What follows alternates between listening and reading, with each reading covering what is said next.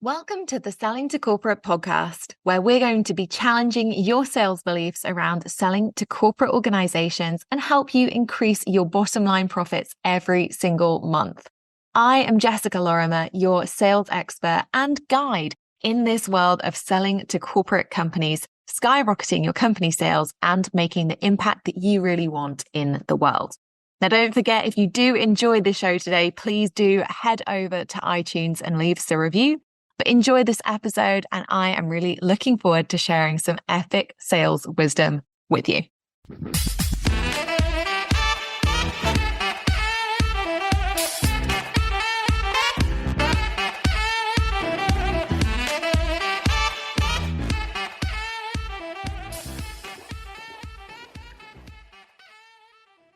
Hello. And if you are listening at the time that this episode is being released, then I'm guessing, maybe a little bit like me, you're feeling a little bit overwhelmed with all of the Christmas shenanigans going on. And I don't know about you, but this bit in between Christmas and New Year, I don't know, they call it Twixtmas, don't they? But that's an aside.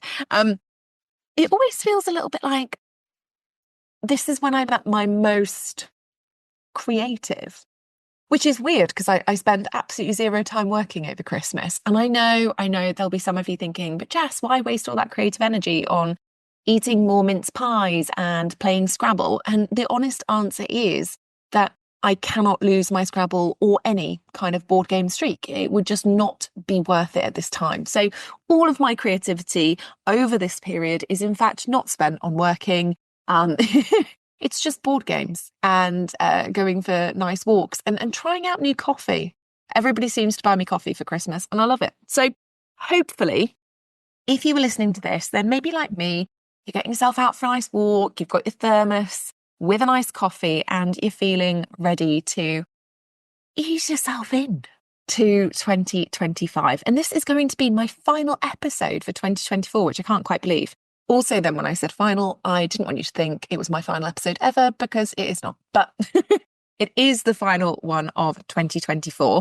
And I thought we'd do a little bit of a share today. Do a little bit of a wrap up of 2024 in corporate clients that I've actually been working with. Now, before I jump into this episode, I will say that if you are listening to this particular episode, again, at the time it's being released, then you have just 4 days to get into the C-suite for 2025 at the current pricing. So if you've been considering it, please do go and check out our new sales page for it. Very exciting. It's all on a Google Doc until January because we've had so many bugs in the team this year that it's not on the website yet. And if you don't have the details, please drop me a message on LinkedIn. I'm not checking my emails over Christmas, but I do have the LinkedIn app. So if you drop me a little line there, I can send you over the sales page so you can have a bit of a sneaky peek before the new revamped exciting one comes on January 6th. But you do have 4 days to get in at the current pricing. And then on January 1st, that pricing will change. So if you have not joined yet and you want to benefit from the extra exciting brand new implementation features for 2025, make sure you do drop me a line if you don't already have access to that sales page. And if you do have any questions as well, like I say, during this period between Christmas and New Year, I'm probably going to be out for a lot of walks. So there may be an opportunity that if you do have a question that isn't answered in any of our FAQ emails, you can pop me a little message and I might be able to send you a freezing cold voice note from the north of England. Okay, now, this episode has come about because somebody on LinkedIn, on a comment actually in one of my posts, asked if I would do a little wrap up of some of the work that I've been doing with corporate clients this year. And I thought it was a really exciting concept. It's not something I've ever done before. And to be honest, I haven't done it before because I didn't think anybody would be particularly interested. So if you are interested after you've listened to this episode, again, please do reach out and tell me because it really helps me to create better episodes for you, which is always a win. Now, obviously, I'm not going to share their name because that would breach so many privacy things. But I am very, very grateful to that particular person for the idea. And hopefully, as you listen to this particular episode, you'll think, Jess did listen to me. And, you can let me know your feedback. So here's my 2024 wrap up and what I've been up to. with corporate clients this year. Now, I will caveat this with I work with a lot of companies that I sign non-disclosure agreements with. So throughout this episode, there are no names mentioned. I'm not going to talk about the sexy companies that I've been working with this year, because again, there's a whole privacy thing in place. But I am going to talk about the ways that I've worked with organizations this year, where I'm focused in 2025, what I've particularly enjoyed, and, how my sales process has changed this year. Okay, so if you enjoy this particular episode and you want to hear more about the ways that I work with corporate clients on the podcast in future, then let me know some of the things you want to hear, and I will see what I can fit onto the recording schedule for the new year. Okay, I've got my coffee. Let's dive right in. So the interesting thing about working with corporate clients is, for me, the variety of work that I'm able to do. And this year, I've worked with corporate clients in a lot of different ways. I've done a lot of keynote speaking for organizations this year, which has been really exciting. It's not something I did as much of last year.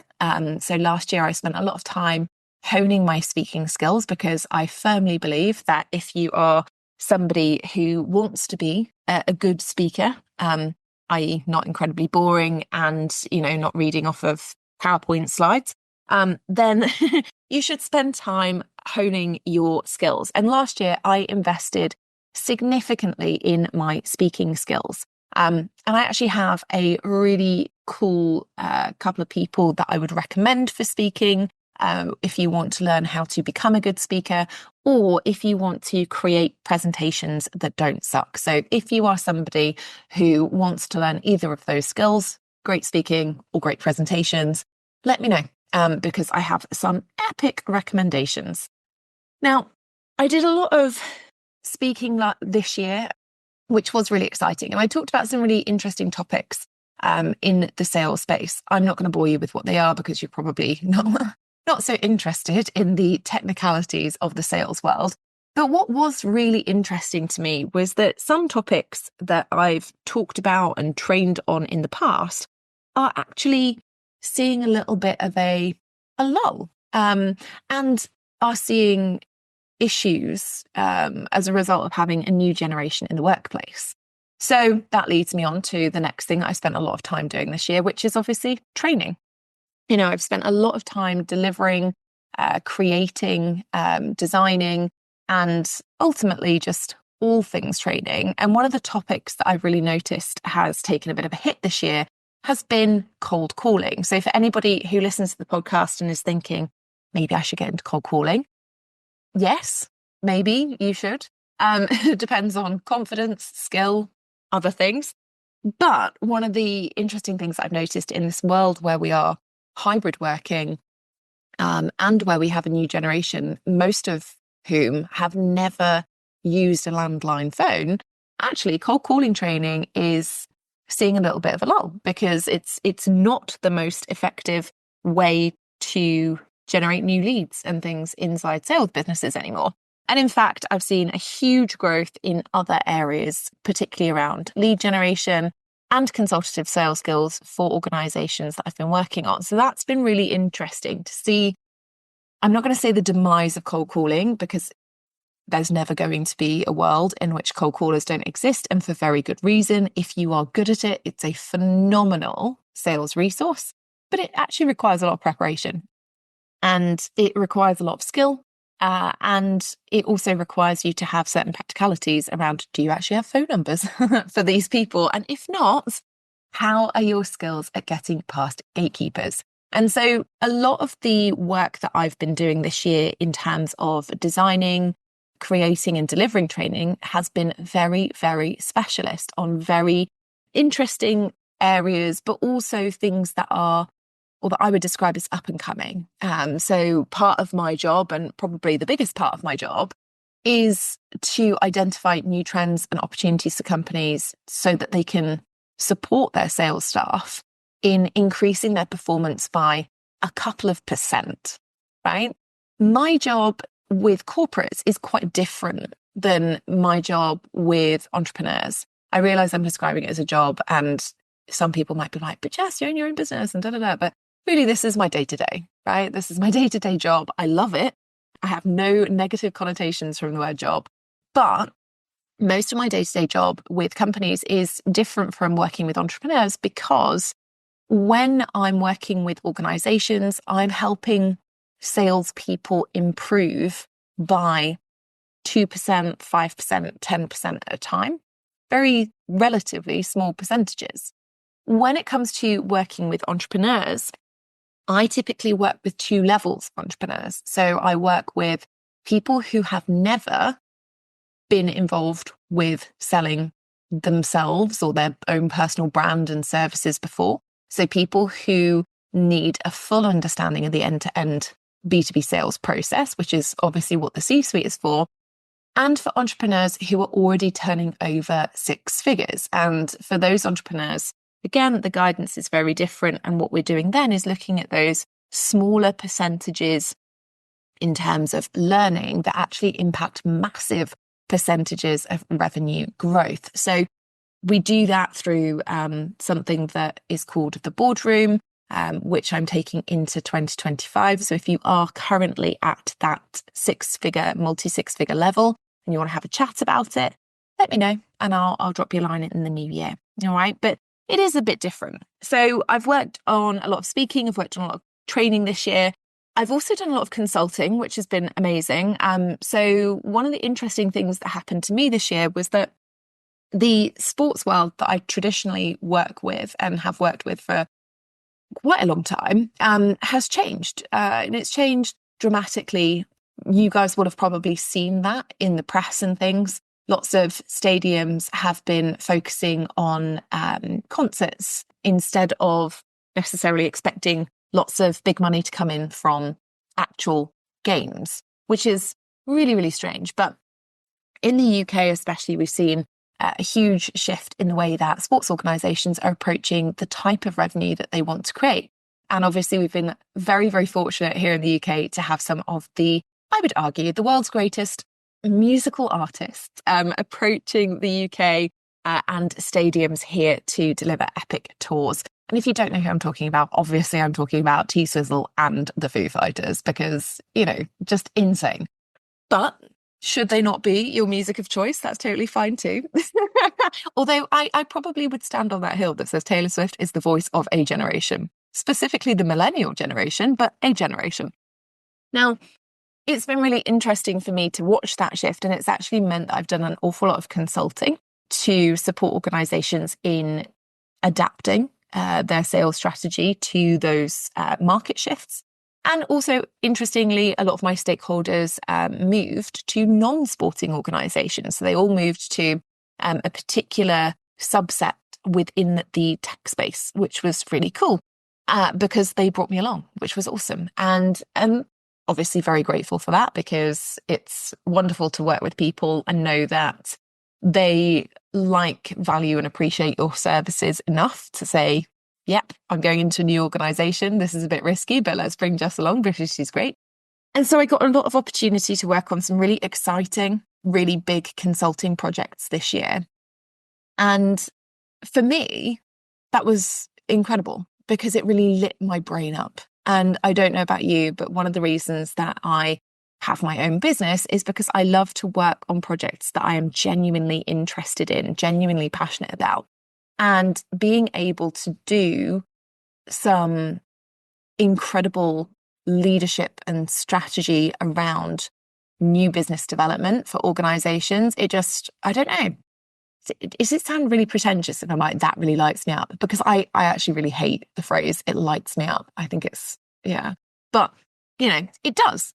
And for me, that was really exciting to get to work on some really interesting new business development projects with organizations this year, look at ways that they can create best practice sales processes, particularly for organizations that have never formalized their sales processes before. And it meant that I also got to do a lot of coaching one-to-one with senior leaders in organizations as well, which again, really exciting, bit of a shift from last year because a lot of organizations, as they develop new strategies, they want additional support and maintenance around that. And so for me, it was a really interesting and fun opportunity to take on a couple of one-to-one coaching clients from corporate companies this year, which has been really, really cool. And I don't know how long you specifically have followed me or the podcast, but I gave up one-to-one coaching in, I think it was 2017. So I haven't actually done any one-to-one coaching with entrepreneurs since 2017, which is a really long time. So for me, this was a really cool opportunity to experiment and see if I enjoyed doing one-to-one.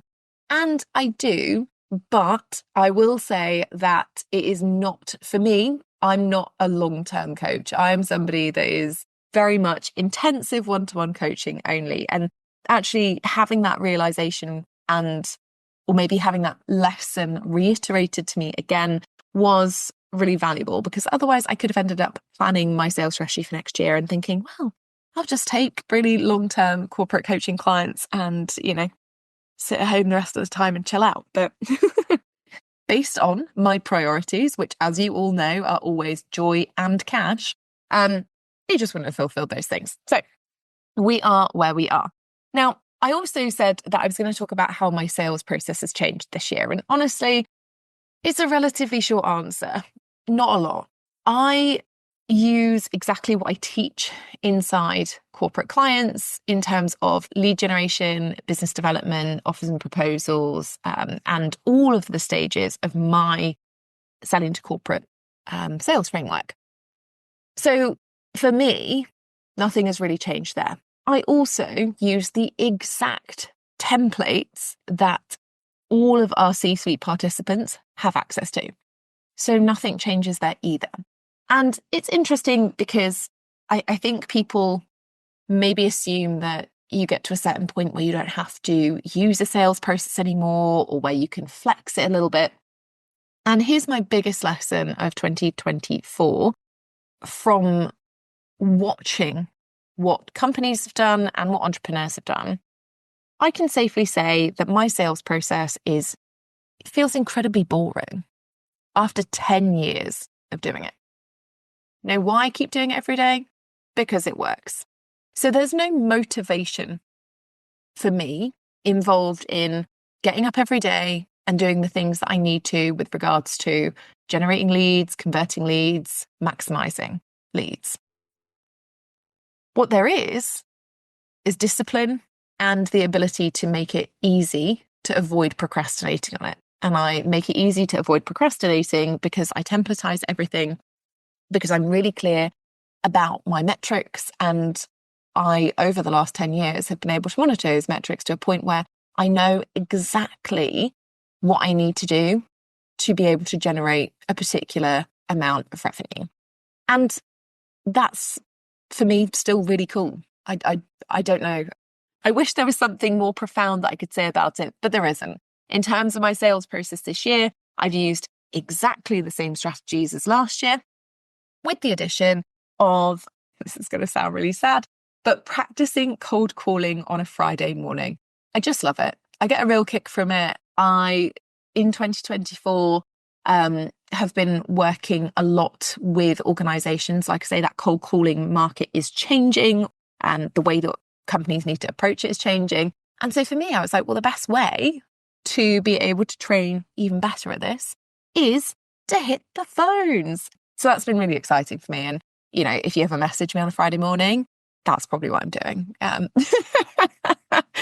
Does that sound really nerdy? Probably. I don't care. But for me, the only change to my sales process this year has been the addition of cold calling. That's because it makes me a better trainer.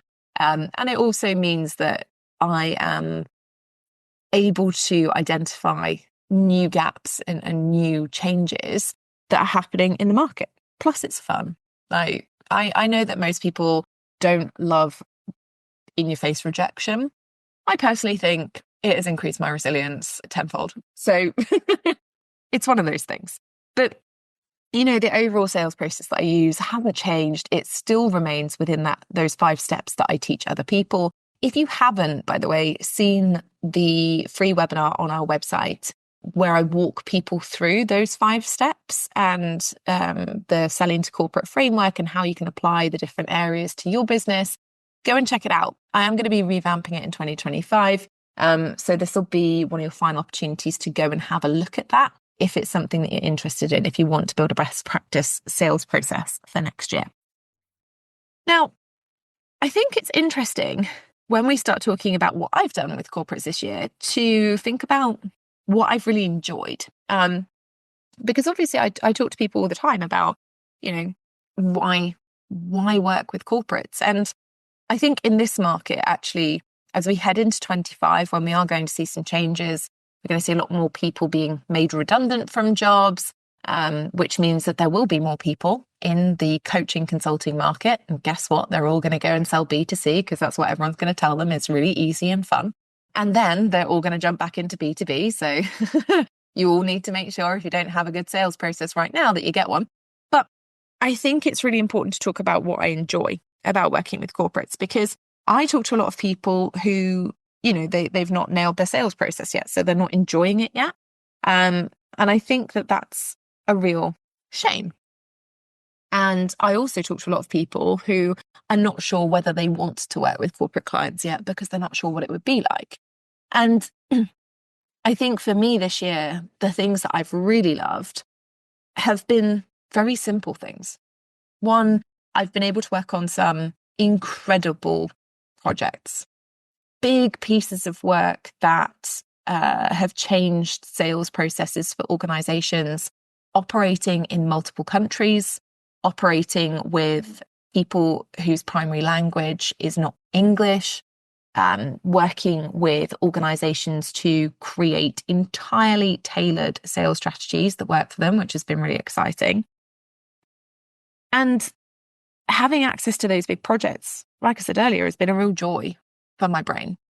It's also made it fun for me to spot new trends and insights that are coming into the sales space that for anybody who isn't a big sales nerd, they're not going to care about. But for me, it's been really exciting to see the world changing and shifting. It's also been really nice to be valued for the work that I've done this year. So I think one of the big misconceptions about working with corporate clients is that you can fall into that employee space where you don't feel valued anymore. And, if you've ever worked in a company full time, you'll probably know the feeling where they pay you your salary and they want more and more and more and more without any kind of recognition. And that's very different as an external consultant. And actually, I've had clients this year who have really made me feel incredibly valued for the work that I do. And they've shown that in different ways. Some clients have actually bought me little gifts, which has been really sweet and not expected. Some clients have been really great at taking me into other organizations, which has been really exciting. And some clients have just told me, hey, Jess, your stuff is really, really good. It is the best that we've ever bought. And there is no kick like that. That there's no adrenaline rush like being told by a company who is turning over literally millions of pounds that your stuff is the best they've ever bought. That's really exciting. So I've really enjoyed feeling valued, and on that have enjoyed the lovely people that I've been fortunate to work with. One of the great things I think about being a business owner is that you don't have to work with everybody. You get to choose. And for me, I have a real commitment to my not working with douche canoes policy, which is an official policy that we work with. And that has really manifested itself into working with organizations and their employees who are respectful, courteous, open-minded, interesting, fun. And that's been a real positive. There have been corporate clients this year that have got so many external to or extraneous to project emails from me that have been us sharing fancy dress ideas and just fun things. So I know that it's tempting to think, oh, Jess works with all these big companies and it must be full of really boring people. It's really not. And I also don't change. And I think that's quite important to note. The type of emails that I would use to communicate with an entrepreneur one-to-one and the way that I approach human conversations with entrepreneurs one-to-one or on this podcast or any other way of interacting with me, that doesn't change with my corporate clients. And for me, it's been really exciting to work with lovely people. Now, obviously, that doesn't mean that I dislike entrepreneurial clients. That's not true at all. I work with a lot of lovely entrepreneurs, which is really, really exciting. I just want to make this episode about the corporate stuff that I'm doing. So if you are one of my clients from the C-suite listening, thinking, well, hang on, Jess, do you just not love us anymore? Not true. I will always love you guys.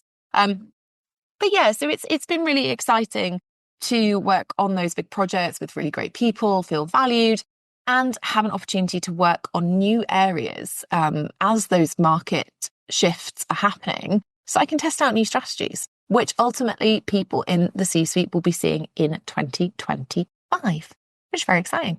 You know, it takes me roughly 18 to 24 months to test new strategies. So for me, it's a really exciting time around research and development, and those things will be hitting the C-suite. They won't be hitting the wider market because it's only fair to give my clients first dibs on being able to use new techniques and things. But it is quite exciting. There are some really cool changes that are happening. So on that, I guess the next thing to look at is where I'm focused in 2025. And for me, because I've been implementing my best practice sales process all year in 2024, very boring, I know, not very sexy, but still, I'm already booked in for work in the first quarter of 2025 with corporates, and those things will be around speaking, consulting, and training in the first quarter of 2025 for me, which is cool. And I'm already booked in through using my own lead generation techniques, strategies, and templates inside the C-suite, already booked in for sales calls in the first month of 2025 and into February as well, which will be feeding my sales pipeline for March and April. And that's really good because ultimately, as a business owner, it's very easy to fall into that feast-famine sales, sales cycle, really, where you end up with a lot of work and a lot of delivery at one point, and then you're too burnt out, tired, and overwhelmed to do any kind of business development. So you end up with a complete lack or plateau or just zero revenue. That is not what I have ever wanted for my sales process. Stresses me out, and it's one of the reasons that I focus on good sales activity every single day. So that for me has been really exciting to just watch my sales process continue to do its thing and continue to be boring and predictable. And I don't know that that's what I'm supposed to say. Maybe I'm supposed to say that sales processes are sexy and exciting and, I don't know, give you the rush of adrenaline or dopamine. But actually mine don't. Instead, they're like the hug in a mug, right? They are simple, sustainable. I do them every day, but they pay off and they make me worry a lot less. And I think one of the biggest problems I had when I started my business was that I used to worry all the time about sales. Where would they come from? How would I make money? How would I pay myself? And through embedding that sales process and really running with that, it's not actually something I worry about or think about anymore, which is interesting, isn't it? Because I think most people think about cash and revenue all of the time. I don't. I just assume that because I'm doing the right things at the right time, it will all come in, and it does. And this is not, by the way, if you're sat there thinking, oh, I don't have any sales process, but I guess I feel fine about it, and I guess things will just work out. That is not, that's not an okay way to think. It's not going to happen. But if you're somebody who's a little more experienced and you've got a good sales process running, you can probably see my viewpoint on that. You do the right activities at the right time. You standardize everything so that you can troubleshoot effectively. You don't really need to worry so much about revenue coming in. You might worry about other things with regards to revenue. So you might want to change your average transaction value or increase and scale your revenue, but you don't worry about the sales being made because you do the right things. The right things happen. And that is just the way it works. My aim next year, though, is to become the best sales speaker for organizations. That's something I'm really excited about. I want to do this for a couple of reasons. One is because I've really enjoyed speaking this year, and I've added an awful lot of value to organizations in some of the topics that I've been covering.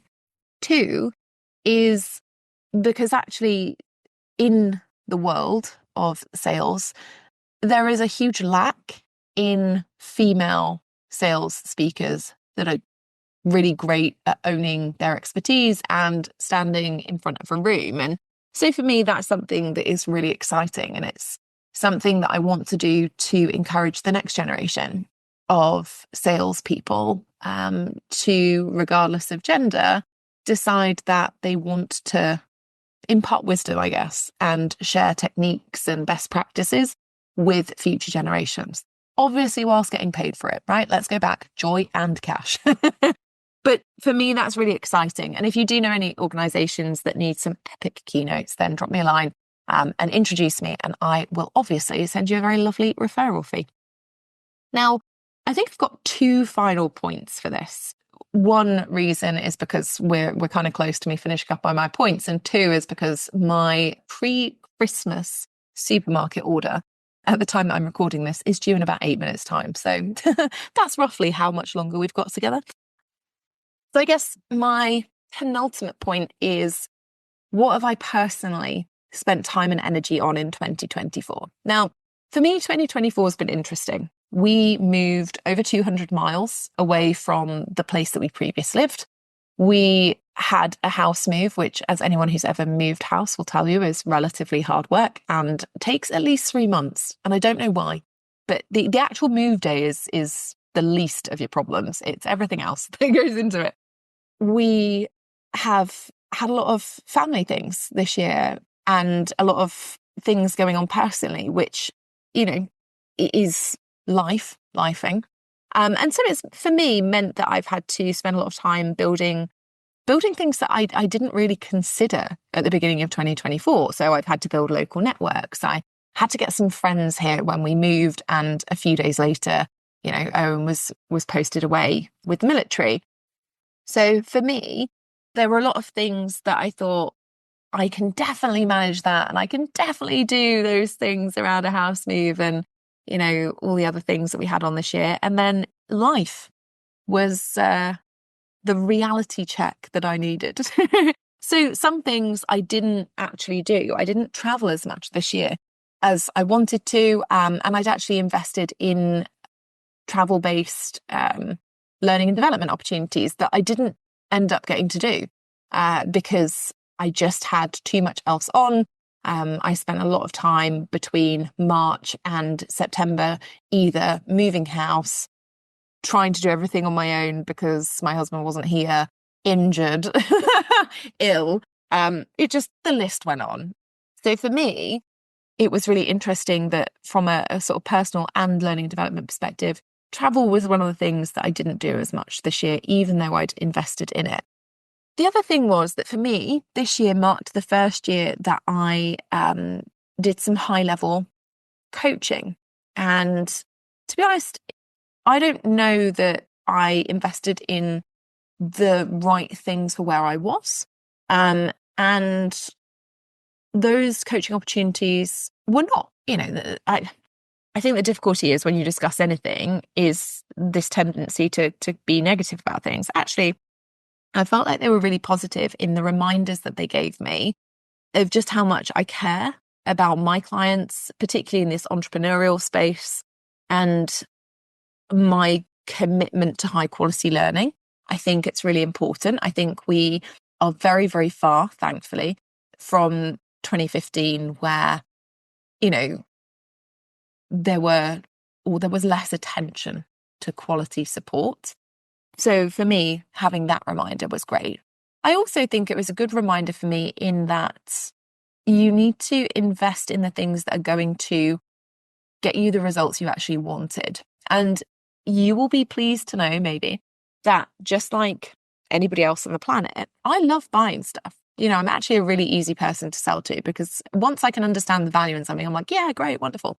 But actually this year, I would say that I didn't make the wisest investment of my time and energy, because there were things that I really wanted to do this year that I just forgot about when other exciting opportunities came up. And I will say, that could be partly because of my squirrel brain and my neurodiversity, and also partly because there were points in this year where life was just so busy that I forgot to step back and say, actually, does this align with what I need to do and achieve this year? So if you have done that this year, you're not alone. Like, don't worry about it. But take my reminder. It's about investing in the right things for where you're at. So I think it'll be interesting in 2025. There's going to be lots of talk about, I don't know, there's always lots of talk about scaling your business. There's always lots of talk about simplifying. There's always lots of talk about, make X amount per month. I think that for most people, everybody needs to be accountable to what their actual goals are, and then investing in the right things to make that happen. I talked about it on an episode the last episode that I recorded, where I talked about some of the stats from my recent sales survey. Over 80% of people said that they wanted to increase their revenue in 2025. But there was such a high percentage of people who said that they don't invest in sales training, that they haven't historically allocated budget for sales training for themselves, and that they have not set a sales training budget for themselves in 2025. And frankly, that's kind of scary to me, because as somebody who is an experienced business owner and fell into I've bought this thing pretty reactively this year, I don't know how newer or less experienced business owners avoid falling into that trap, And so if you are not at that point in your business where you're looking at strategically and thinking, okay, this year, I'm not going to invest in any more social media content creation because I just don't need it if I want to get corporate clients. But actually, I need to spend and invest on, I don't know, the areas of your sales process, whether it's lead generation, whether it's offer creation, whether it's end to end, whether it's something else entirely, getting associates or support with delivery or a VA to outsource stuff to. If you are not thinking strategically about it, you're probably going to make some really naff investments in 2025. Wow, that was direct, wasn't it? Could have sugarcoated that a little, but no. I think it's really important though. And so if you haven't really thought about the investments that you are wanting to make next year and why, then now is your time in this creative period before Christmas or before New Year, in between Christmas and New Year, because it's very rare that we get to step back and look at it. And I think it's incredibly important. Okay. Final point from me. Oh, actually, no, sorry, that's a lie. Not final point from me. The things that I've spent time and energy on in 2024 have not been bad investments by any scale. Okay. So just to be very, very clear, not bad things. However, it's made me realize where I want to focus next year. And for me, the focus is not get more training on, being super visible or anything like that. Frankly, don't give a toss in 2025.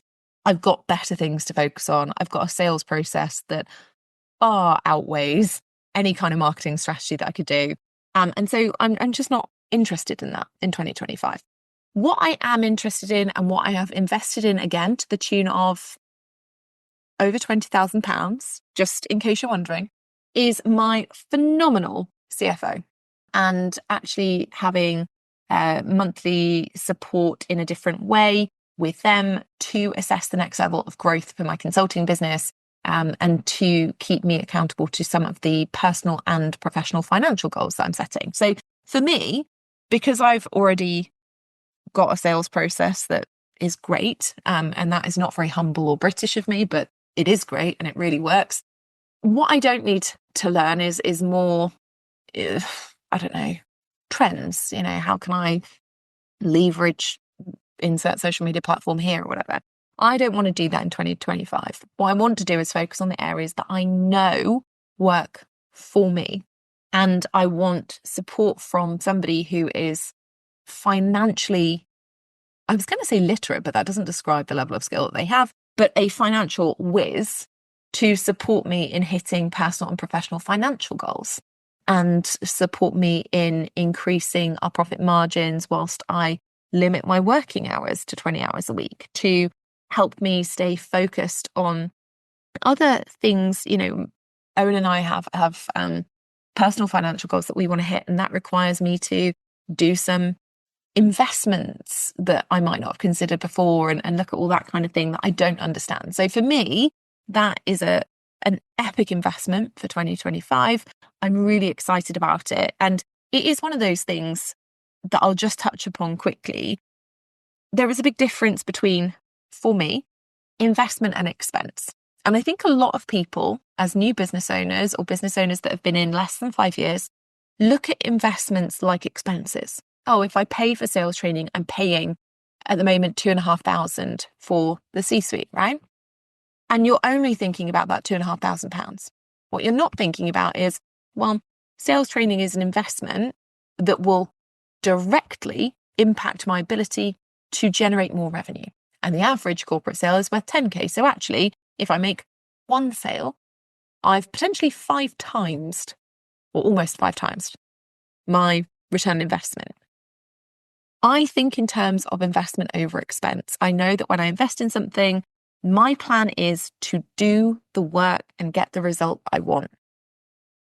And for me, it's having an understanding of what result I actually want when I make that investment. So like I've been transparent in saying, this year, I have made some investments or things I thought were investments, but because they were reactive, because I maybe didn't have the right amount of time, or I hadn't invested in the right thing, I'd invested in the fun, shiny thing instead of the thing I actually should have prioritized and needed.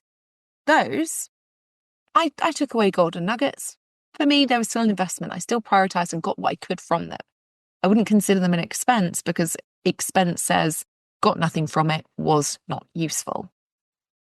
However, for 2025, my investment in my CFO that continues from this year is there because that is something that keeps me accountable, supports me to implement, helps me to hit my goals consistently, and achieves a higher return than the initial cost.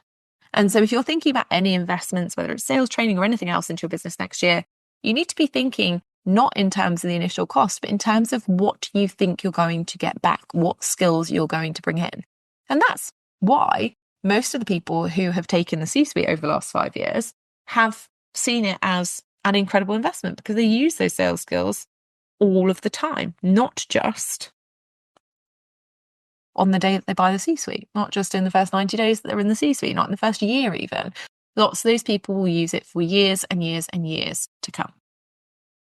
So now it is my final point. What can you learn from my experience? Well, for me, there are 4 things that I think you should take away from my experiences this year, selling to corporate clients and serving corporate clients to a really high level. The first is you don't win every sale. I say this all the time. The best salespeople get the most no's, and they care the least about getting no's, because everybody knows that the more negative responses you get, the more positive responses you get, because you're working on a pipeline basis. You're putting enough volume in. You can't win every sale, but you can build relationships that you will be able to leverage for years to come. And whilst you might not win initial sales, you will, if you know how to do business development, know how to build and leverage relationships correctly, you'll be able to save sales, you'll be able to forward sell, you'll be able to sell things to clients in the future, even if it didn't work out on that initial piece of work. All right.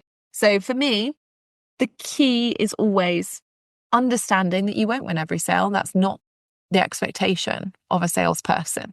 The expectation of a salesperson is, point 2, to build a pipeline.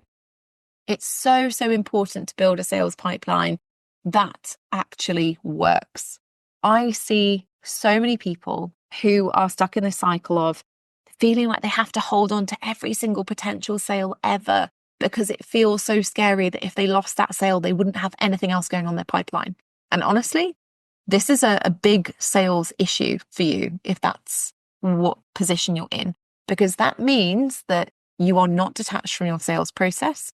It means that you're quite likely going to undercharge. And it also means that you are operating at a really high level of sales risk, because if that sale doesn't go through, suddenly you have no revenue. Instead, pipeline building is not sexy, but it will save your sanity. And for me this year and going into next year, I'm going to continue doing those boring, predictable activities, using those strategies and templates inside the C-suite that I know work, and create that stable, predictable revenue that just take all of the stress off.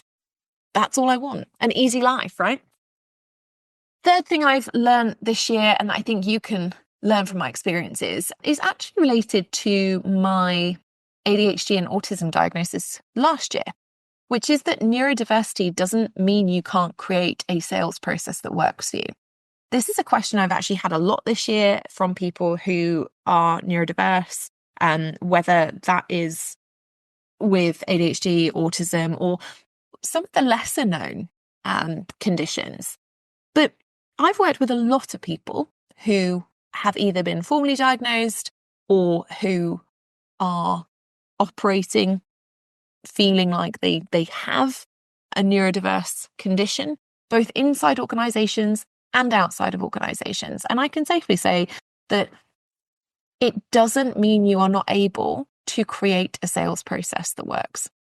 It does mean that you have to focus more on building something that is right for you to get the results that you want, but it doesn't mean that you can't create a sales process. It does not mean that you should be chasing dopamine activities instead of chasing revenue and cash opportunities. And it doesn't have to hold you back. I think that's really, really important this year, because there was a part of me after my diagnosis where I felt like, oh, maybe I have to change. Maybe there's something about me that won't be able to build things in the right way anymore. And that's not true. It's not true that as somebody who's neurodiverse, I don't have the ability to be disciplined. It is not true that I don't have the ability to set in place a process that works. It's just that sometimes I have to focus a little bit differently, and that I have to create a process that works for me, not what works for everybody else. And that's why inside my program around the C-suite and of course around the boardroom and things like that I focus on the activities that you can do within the framework, rather than prescribing that everybody does cold email marketing, because this is not the right fit for everybody. I teach 8 different methods of lead generation. Okay, some people use the same methods and they use them all the time. Some people are like, nope, that doesn't work for me. So regardless of whether you're neurodiverse or you're not, doesn't mean that you can't create a sales process either way. You just have to create something that works for you. And finally, and probably my most important learn for you, is that you need to learn to love your sales process or do something about it. Because 2025 is going to be different. We are seeing market changes in organizations that will make it great as a market for external suppliers. We're seeing lots of permanent headcount reduction, i.e. redundancies, and things that mean that more people than ever before will be trying to sell to corporates. And some of them will be doing that successfully and some of them won't. And to be honest, the amount of people I've seen this year and in our sales survey that said they don't like their existing sales process or they don't like any part of their existing sales process is really high. And if you don't like your sales process and you're one of those people who tells yourself you don't like sales, you don't want to be a salesperson, you don't want to be salesy or pushy or anything like that, then it's quite likely, A, you're not operating the right sales process for you, and B, you are not ever going to call in the opportunities that you want if you only think about sales negatively. Because if you spend all of your time thinking about how bad or awful or pushy or whatever the sales process and job is, how do you expect it to ever work for you? So in 2025, regardless of what else you do, You need to learn to love your sales process. You need to learn to put something in place that's going to work for you, for your business, for your capacity, for your personality, so that you can get the results that you want. Because this attitude around, I don't want to be a salesperson, I'm not a natural salesperson, and all the excuses that come with it, they're not going to wash in 2025, and they are going to lose you business. So it's up to you. You get to adapt, be excited, create a sales process that gives you joy and cash, or you get to stay where you are and you get to own and be accountable for that later on into 2025 and 2026. For me personally, I've really loved my sales process here. I have focused so much more on conversion this year than marketing, and it's been an absolute joy. It has been a game changer in terms of being able to relax, in terms of not being worried constantly about whether I'm getting out the right kind of posts and, do I have to like a bunch of posts that other people are putting up and commenting, and, how can I become exciting and trending and available to the masses? And that's not all it's cracked up to be. Instead, I focused on making good money that funds the life that I want to live, that gets my clients the best results that they can possibly get, and that allows me to sleep at night. And that's really been my biggest joy from 2024. I hope you've enjoyed this episode. And like I say, if you do want more episodes on what it's like to be a corporate consultant in the sales space, then do give me a shout, let me know, and I will put more episodes together. Otherwise, enjoy this lovely period between Christmas and New Year. Even if you don't celebrate Christmas, please enjoy the rest, the enforced rest that happens when people are out of the office, and come back in the new year feeling refreshed. I'll be back with you on the 10th of January, which is super exciting. And we have some really cool episodes coming up in January, including the importance of your new sales process for 2024, identifying and creating epic corporate newsletters, some fab case study episodes, and much, much more. But casual final reminder that the price of the C-suite does go up on January 1st. So if you're not in there by December 31st at 5 p.m, then you will see a higher price for that 2025 cohort with all of the extra implementation support. Hopefully I'll get to see you in there. If not, I'll see you on the podcast in the new year. Happy 2025.